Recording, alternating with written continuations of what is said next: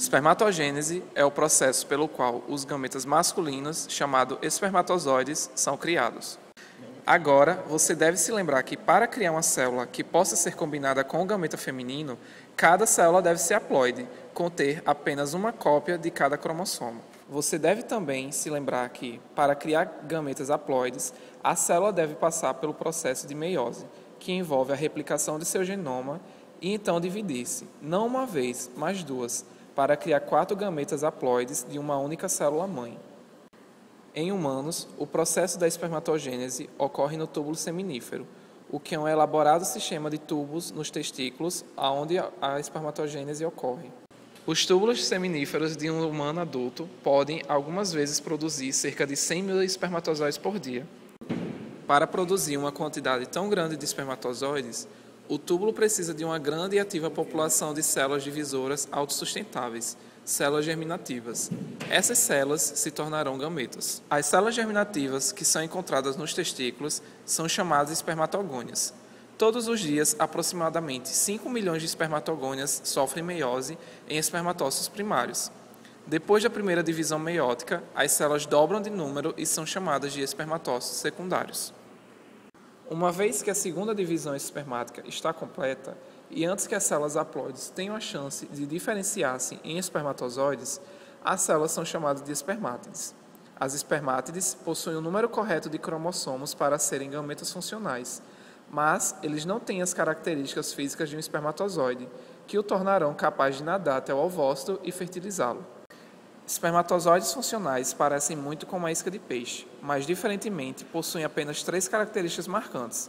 O núcleo contém o genoma haploide, e não muito mais que isso. A principal função do esperma é levar o genoma haploide dentro do ovócito, o que proverá outra metade do genoma e todo o resto da membrana e organelas.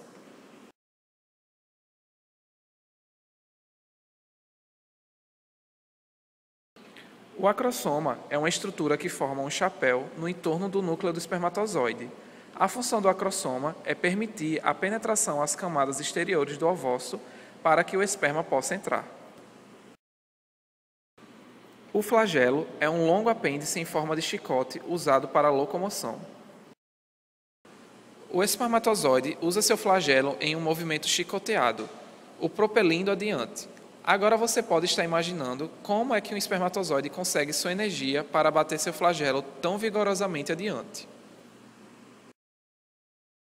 Visto que seu núcleo não possui nada além de material genético e o acrossoma não contém nenhuma mitocôndria para lhe prover energia. Assim, resta apenas o próprio flagelo, e é claro que nele, bem aqui, está localizada as mitocôndrias, que provê o ATP que fará o flagelo se mover. Certo, agora vamos ver como isso ocorre no contexto do túbulo seminífero.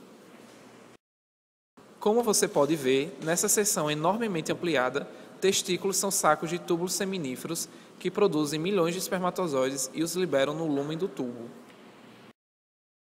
Os túbulos são alinhados com a camada epitelial às células de Sertoli, que são células somáticas do túbulo seminífero que dão suporte e provê nutrientes aos muitos precursores de espermatozoides. A rápida divisão das espermatogônias são localizadas na base das células de Sertoli. Frequentemente, quando as espermatogônias se dividem por mitose, uma das células filhas assume o lugar entre as células de Sertoli. Entra em meiose e se torna um espermatócito primário. Assim, quando a meiose continua, o espermatócito primário vai migrar para longe das células de Sertoli e se dividir para formar 2 espermatócitos secundários. E os 2 espermatócitos secundários continuam migrando e então se dividem para formar 4 espermátides. Depois que a meiose está completa e as espermátides possuem o número correto de cromossomos, eles iniciam o processo de diferenciarem em plenamente funcionais espermatozoides com seus cromossomos condensados no núcleo, um acrossoma envolvendo o núcleo e um único flagelo para empurrá-lo até o ovócito.